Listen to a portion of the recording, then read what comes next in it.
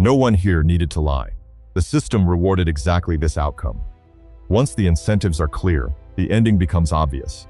When taxation becomes abusive, history often looks for corrupt officials or greedy collectors. But Rome's problem wasn't corruption at the margins. It was a delegation at its core. What happens when the state legalizes profit extraction from coercion and then steps away? Welcome to Financial Crimes Historian. Here, we study the financial crimes that shaped nations, industries, and entire eras. Before we continue, if you appreciate well-researched history documentaries without sensationalism, please subscribe to the channel. Supporting creators you enjoy is one of the most significant ways you help independent content thrive on YouTube. Let's establish the structure before we examine the events. Who are the participants? The Publicani were public contractors in the Roman Republic and Empire. They managed the collection of port duties. They oversaw public building projects. They served as tax collectors, farming the taxes of Roman provinces. They operated through organizations called societates publicanorum, which were probably the first type of limited liability shareholder-owned companies.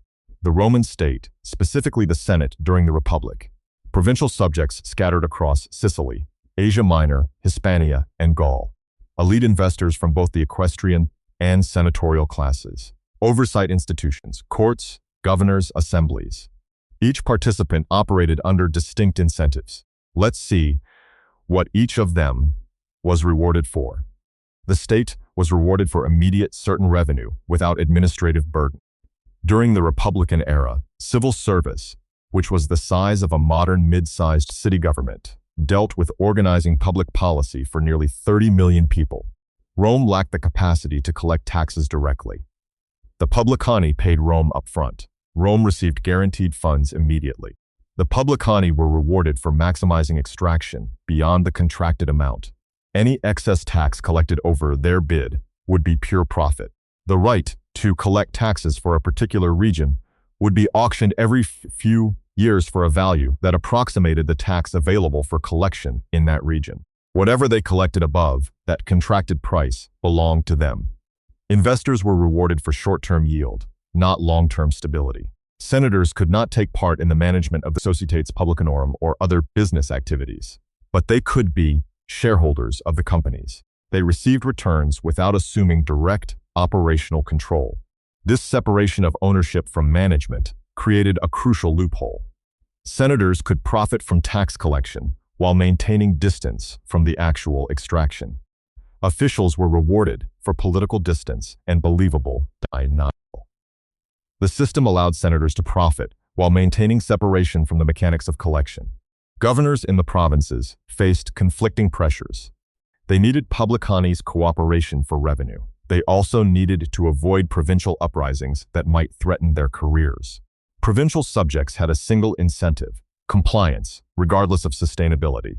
They had no legal recourse, no representation in Rome, no voice in setting tax rates. Their only option was to pay whatever the Publicani demanded, or face violent enforcement. Incentives don't require agreement, they require alignment. Let's take a look at the structural mechanics. Rome, eliminating its own burden for this process, would put the collection of taxes up for auction every few years. Fixed tax bids paid up front to Rome. Unlimited upside for collectors. Minimal downside if provinces were exhausted. The tax collections had to exceed the investment made by tax farmers. Cash paid in advance to the state, plus the costs associated with running the business, plus the opportunity cost of the funds, including the risk associated with collecting less than the original bid. The Publicani had to make that math work, whatever it took. Enforcement was outsourced to private contractors. Accountability was retained abstractly in Rome, where it couldn't interfere with extraction in the provinces.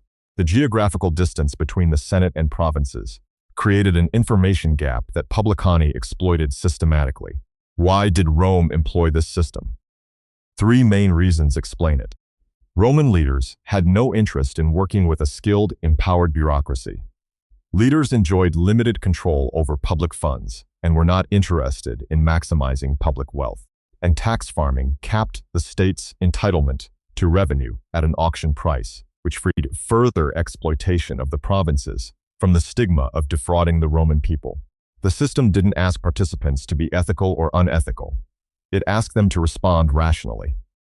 We examine the auction mechanism. Periodically, usually every 5 years, these rights were bid on. Groups of investors pooled capital to bid on government contracts.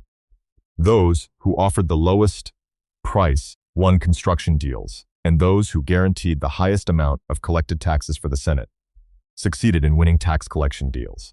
The competition system among societates of Publicani offered the Roman authority a lucrative system that proved to work very well for many decades, both for the Roman treasury and for the tax farmers.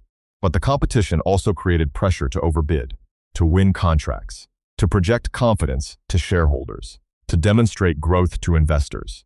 The principal risk to the Publicani was that the tax collected would be less than the sum bid. This risk incentivized aggressive collection methods from the very beginning of each contract period. The highest bidder paid Rome. Then they went to the provinces to collect. The gap between what they promised Rome and what they could extract from provincials determined their profit or loss. Let us discuss who gained first. The Roman treasury gained cash certainty immediately. No need to build administrative capacity province by province. No need to hire permanent collectors. No need to manage provincial accounts directly. Money arrived in Rome before taxes were even collected in the provinces. Rome could plan its military expenditures with confidence. Publicani shareholders gained a rapid surplus. Early contracts in established provinces produced reliable returns. Publicani could collude with local magistrates or farmers to buy large quantities of grain at low rates and hold it in reserve until times of shortage. They controlled information. They manipulated prices. These Publicani were also moneylenders, or the bankers of the ancient world, and would lend cash to hard-pressed provincials at exorbitant rates of 4% per month or more. Notice the compounding effect. The Publicani extract taxes. When provincials can't pay, the Publicani lend them money at compound interest. The debt grows. The extraction intensifies. The provincials become permanently dependent on the very system exploiting them. Political elites gained stable funding without backlash at home. The abuses happened far from Rome. The profits flowed back to the capital.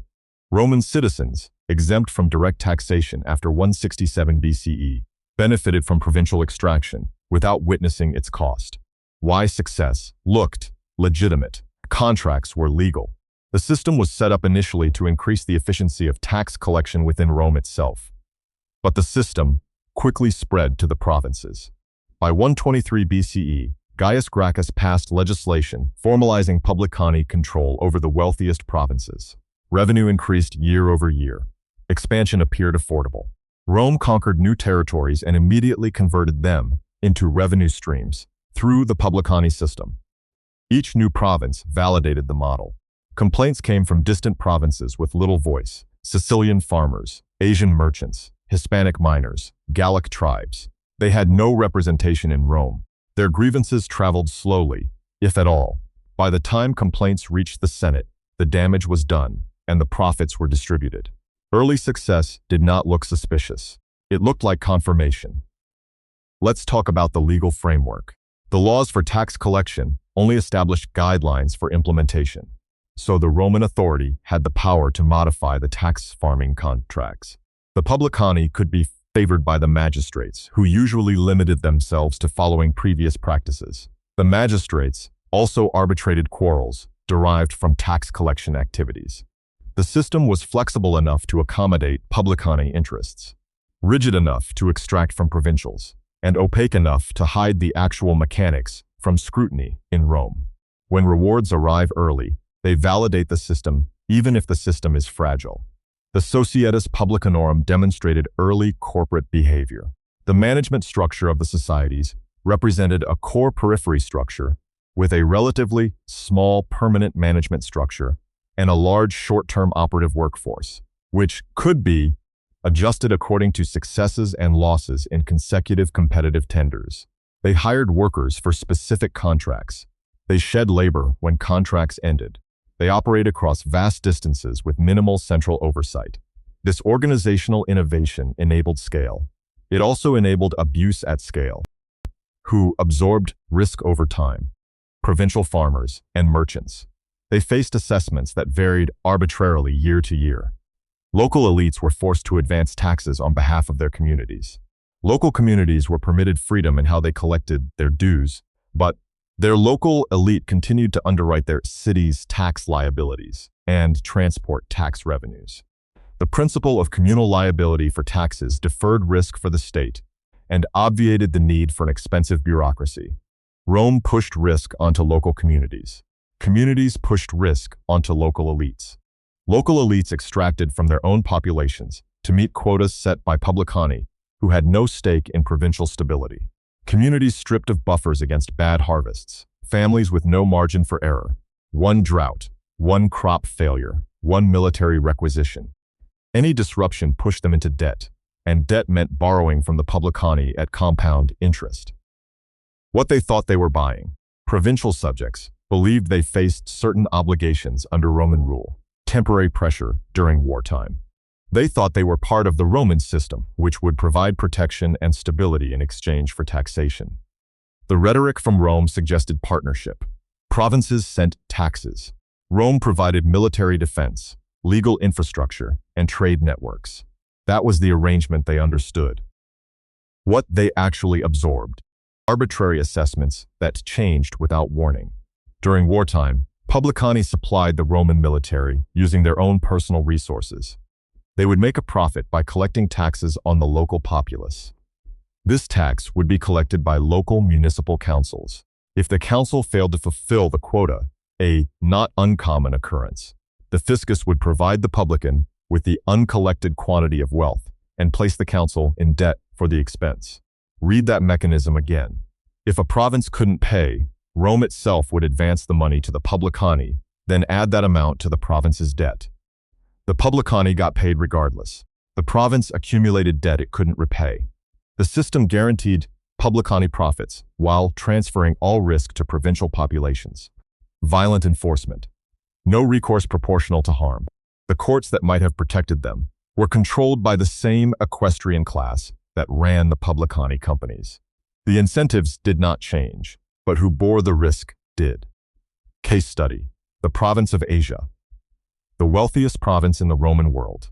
Seized after the death of King Attalus III in 133 BCE. Formally auctioned to Publicani after 123 BCE under the law of Gaius Gracchus. Cicero described the province of Asia as the province that fueled the financial market in Rome itself. Its wealth made it the most desirable contract. Its wealth also made it the most heavily exploited. During the First Mithridatic War, the extraction intensified catastrophically. When Mithridates VI of Pontus invaded in 88 BCE, Asian cities supported him, not because they loved the king of Pontus, but because they hated the Publicani more. Approximately 80,000 Romans and Italians were killed in what became known as the Asiatic Vespers. Romans were hunted even in temples. Roman publicans were universally loathed by the population after 40 years of extortion. When Lucius Cornelius Sulla defeated Mithridates and restored Roman control in 85 BCE, he punished the cities with massive indemnities. 5 years of back taxes, fines for supporting Mithridates. The cities couldn't pay, so they borrowed from Roman moneylenders, many connected to the Publicani system. By 70 BCE, debts had compounded to catastrophic levels. Over time, the system became abusive and corrupt.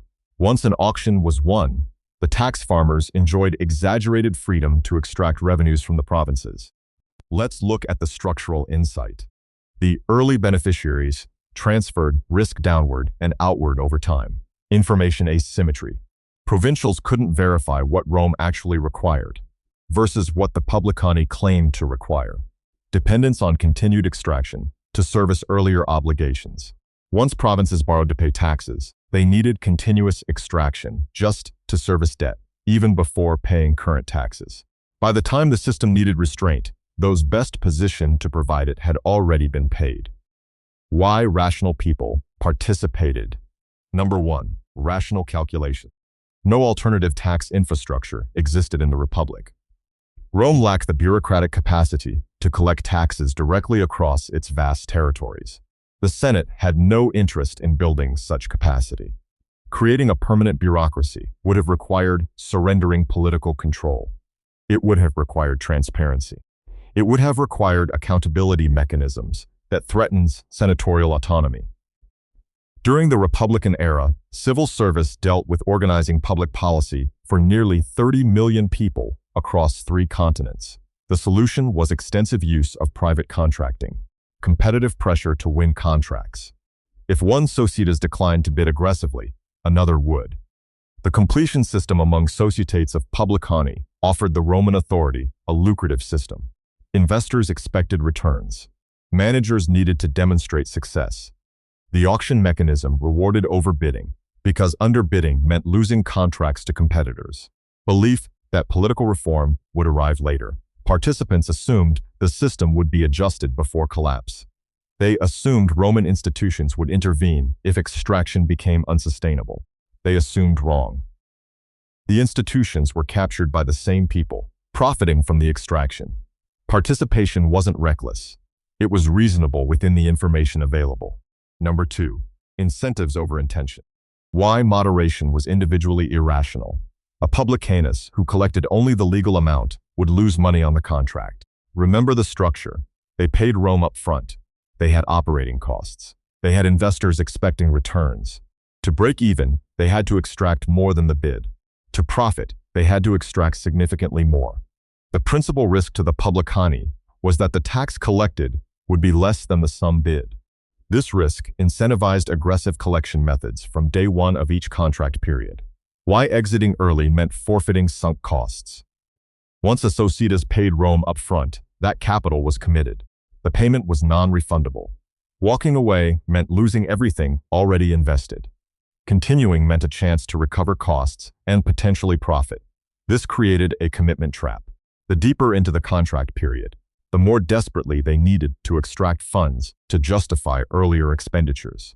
The extraction intensified toward the end of each 5-year contract period. Why continuation felt safer than reform. Reform threatened the entire structure. It threatened senatorial investments. It threatened equestrian wealth. It threatened the Treasury's revenue model. Anyone proposing fundamental reform faced opposition from every powerful interest in Rome. Most financial failures are built on ordinary decisions, repeated under consistent incentives. Let's talk about the judicial conflict. During the late Republican era, the collection of most taxes was contracted out to private individuals or companies by competitive tender. This system frequently resulted in extortion from the common people of the provinces, as unscrupulous Publicani often sought to maximize their profits. But who judged cases of extortion? Gaius Gracchus gave the Roman capitalists an opportunity of greatly extending their financial operations and, thus, in a short time, securing important political powers. It was in their capacity as Publicani, in the wealthiest provinces, that the capitalist or equestrian judges became a menace to provincial governors who represented senatorial power. The equestrian class controlled the juries, the same class that managed the Publicani companies. The exclusion of the Publicani from the Senate opened up positions for them in the special courts, allowing them to weigh the limits and practices of government power. Governors who tried to restrain Publicani abuses faced trials before juries of equestrians, who had every financial reason to side with the tax collectors. The feedback loop was closed. The regulators were the regulated. Marcus Tullius Cicero, serving as governor of Cilicia from 51 to 50 BCE, wrote in letters to his friend Atticus about the impossible position this created. You seem to wish to know how I treat the Publicani. I pet, indulge, compliment, and honor them. I contrive, however, that they oppress no one. Notice the language. Cicero pets them. He indulges them. He must maintain their goodwill while attempting to protect provincials. The incentive structure forces even principled governors into accommodation. Cicero couldn't eliminate the abuse. He could only hope to minimize it while keeping Publicani cooperation. Systemic failure, not personal evil. The structural reality. Abuse persisted even under honest administrators. Governors with integrity found themselves constrained by the legal framework. The Publicani had contracts. Those contracts gave them authority. Challenging that authority meant challenging the Senate's revenue model. Cicero's letters reveal the bind. He personally witnessed Publicani manipulation of census records, shipping manifests, and grain quotas. He documented bribery attempts. He recorded extortion schemes. But his power to intervene was limited by the system itself. Courts reacted late and selectively. By the time cases reached trial, the damage was done. The profits were distributed. The shareholders were paid. And the trials themselves were compromised by equestrian juries. Legality neutralized outrage. When extraction is legal, it doesn't feel like theft. It feels like business. The Publicani weren't breaking the law. They were following it. The law itself was the problem. The design failure. When outcomes are understandable in advance, responsibility lies in design, not character. The elite were liberated to exploit the provinces more extensively because tax farming capped the state's entitlement to revenue at an auction price, which freed any further exploitation of the provinces from the stigma of defrauding the Roman people. As long as Rome received its contracted amount, senatorial investors could profit from provincial extraction, without technically stealing from Rome itself. Rome didn't fail to police the Publicani. Rome designed them. Let's examine the collapse mechanism. The system contained its own contradiction. Publicani needed to extract more than the contracted amount to profit.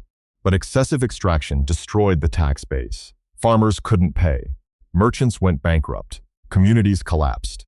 The more successful the Publicani were in the short term, the less sustainable the provinces became in the long term. Eventually, the extraction exceeded what provinces could sustain. In 61 BCE, the Publicani, who had won the contract for the province of Asia, faced bankruptcy. They had overbid dramatically during the auction. Now they couldn't collect enough to break even. They went to the Senate and requested that the contract be renegotiated. The request was unprecedented. It was also scandalous. Cicero recalled the attempt to rescind a tax farming contract in Asia on the part of the Societas Publicanorum that had bid for it in 61 BCE. The Publicani alleged that in the heat of the competition, they had taken the contract at an excessive price and demanded that the contract be annulled. Cicero called the case scandalous, the demand a disgraceful one, and a confession of rash speculation. Marcus Porcius Cato the Younger opposed a plan to renegotiate Publicani tax collection contracts in Asia, brought by Marcus Licinius Crassus, with filibuster tactics. Cato saw the request for what it was, an admission that the system had failed, an acknowledgement that the Publicani had extracted so aggressively that they destroyed the very provinces they were taxing. The Senate refused initially. The Publicani panicked. Share prices collapsed. Investors faced catastrophic losses. Having such a societas go bankrupt could be absolutely catastrophic to the investors, many of whom were senators or connected to senatorial families. The political solution. Julius Caesar comes in. Caesar, elected consul in 59 BCE, needed political allies. Marcus Licinius Crassus needed to save his investments in the Publicani. Pompey needed his eastern settlements ratified and land for his veterans. Cato's opposition to Pompey's demands in the Publicani bailout was so successful that he was in large part responsible for driving them to join forces and form the first triumvirate at the end of 60 BCE. Caesar soon paid off his political debts with proposals for the ratification of Pompey's treaties in the East, a land distribution bill for Pompey's veterans and some of the poor in Rome, and a revision of the tax codes for Asia. Caesar moved a bill for ratification of a one-third write-down of the tax bills owed by the Publicani. The Publicani were bailed out. Rome forgave one-third of their contracted debt. The investors, including Crassus and possibly Caesar himself, were saved. But the damage was structural, not temporary. The reforms. Caesar's bailout wasn't the end. It was the beginning of the end for the Publicani system. In the late 1st century BCE, and after considerably more Roman expansion, Augustus essentially put an end to tax farming. Complaints from provincials about excessive assessments and large unpayable debts ushered in the final days of this lucrative business. Caesar, as dictator, began reforms in Asia. He shifted tax collection away from the Publicani toward local municipalities. Augustus limited the power of the Publicani significantly. The Roman government assumed control of farming's indirect taxes under the Flavian dynasty. Augustus restricted the tax collectors, or Publicani, to specific duties and tasked local elites with tax collection. The Publicani continued to exist as contractors for public works and money lenders, but their monopoly on tax collection was broken. The Republic, however, didn't survive to see the full transformation. Now let's discuss the pattern recognition. Why does this repeat? Privatized coercion repeats throughout history because the incentive structure remains consistent. When governments lack capacity, they outsource authority. When authority is outsourced to profit-seeking entities, extraction follows automatically. When extraction is legal, restraint disappears. Systems of tax farming similar to the Roman model were used in Ptolemaic Egypt, various medieval Western European countries, the Ottoman and Mughal empires, and Qing dynasty China. The pattern transcends culture. It transcends eras. It transcends geography. The pattern scales faster than oversight. Private contractors operate with commercial speed. They make decisions quarterly, monthly, and daily. Governments operate with bureaucratic delay. Legislative action takes years. By the time oversight mechanisms activate, significant harm has occurred, and profits have been distributed. Legality delays intervention. As long as the extraction is technically legal, reform faces enormous resistance. Those profiting from the system have capital to defend it. They hire lobbyists. They fund political campaigns. They capture regulatory bodies. Those harmed by the system lack a political voice. They lack resources. They lack representation. The modern echo. The key flaw in the tax farming system is the tension between the state, which seeks a long-term source of taxation revenue, and the tax farmers, who seek to make a profit on their investment in as short a time as possible. This tension appears whenever public authority is privatized. Prison systems are incentivized by occupancy rates. Immigration enforcement contractors are paid per detention. Military contractors are billing on a cost-plus basis. Debt collection agencies are buying public debt at a discount. Toll roads operated by private equity. Parking enforcement is privatized to maximize ticket revenue. The structure changes. The label changes. The mechanics remain. Short-term extraction. Externalized costs. Captured oversight. Delayed reform until crisis. When systems reward short-term extraction and distribute long-term damage, collapse becomes a matter of timing, not chance. The key questions for analysis. 3 questions identify when the pattern is recurring. First, who profits from increasing the burden on the end user? If the entity collecting payment earns more by collecting more, regardless of whether the collection is justified, extraction will increase. Second, who bears the cost of excessive extraction? If the cost is distributed across a politically weak population, while the benefits concentrate among a politically powerful elite, the extraction will continue until a crisis. Third, who oversees the extractors? If oversight is performed by people who are invested in or dependent on the extraction continuing, meaningful regulation is impossible. These 3 questions apply to Roman tax farming. They apply to medieval revenue farming. They apply to colonial charter companies. They apply to modern public-private partnerships where private profit depends on public coercion. Before we close, I have a question for you. Where do you see this pattern today? What modern systems combine public authority with private profit in ways that create similar incentive problems? When have you encountered situations where the entity tasked with oversight has a financial interest in the activity continuing? Leave your thoughts in the comments section. If this analysis changed how you see financial systems, share this video with someone who would benefit from understanding how incentives shape outcomes regardless of stated intentions. And here's the real question. Do you want to understand systems or do you want to assign blame? Because those are different projects. Blame requires villains. Understanding requires examining incentives. Blame feels satisfying, but changes nothing. Understanding reveals patterns that repeat across centuries. Patterns you can recognize before they collapse. Which matters more to you? This channel studies incentives, not scapegoats. Subscribe if that matters to you. Here, we examine why financial systems behave the way they do across history. Not to condemn people who lived 2,000 years ago. Not to moralize about greed or corruption. But to recognize the structures that produce certain outcomes under certain conditions. The Publicani weren't evil. They were rational actors responding to the incentives Rome created. The senators weren't monsters. They were investors maximizing returns within a legal framework. The provincial subjects weren't victims of unique cruelty. They were the predictable casualties of a system that rewarded extraction over sustainability. Once you see the structure, you see it everywhere. Subscribe to see more.